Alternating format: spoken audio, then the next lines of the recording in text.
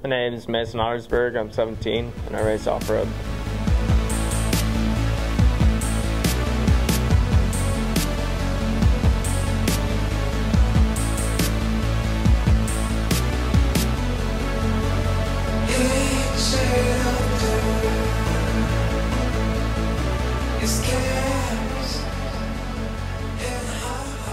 Off-road racing is basically what it sounds like. It's riding off terrain and riding through the hills and jumping over rocks and logs and anything you can think of.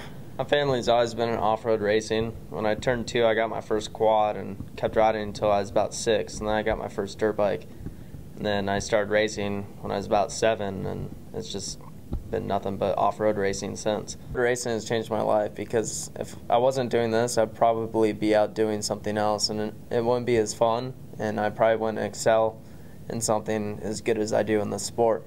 And that's why I love off-road racing, is because it's always something different, and it's pushing myself to do more, and I know I can push my abilities, and that's what keeps me from not getting bored.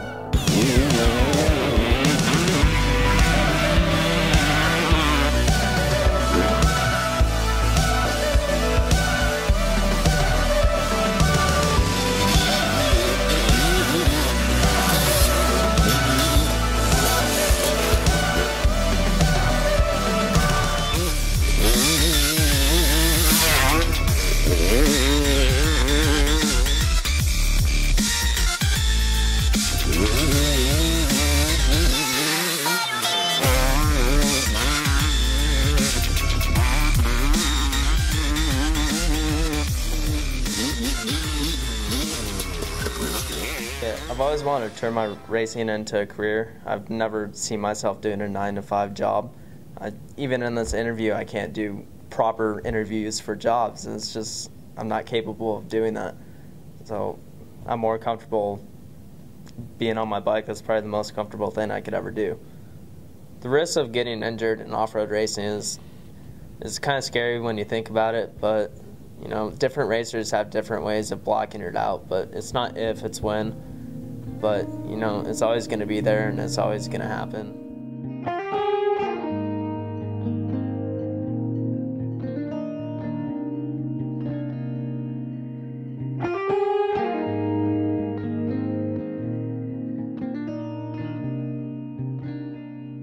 So, Friday I looked at the track and I came into it, had the bike already, felt like I was going to do good.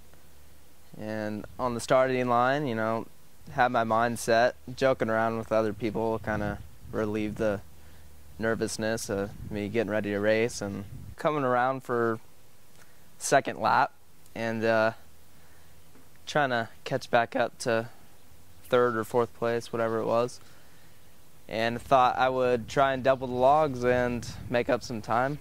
Looked at it the day before, thought I could do it. Didn't happen. Kind of clipped the second log with my front wheel and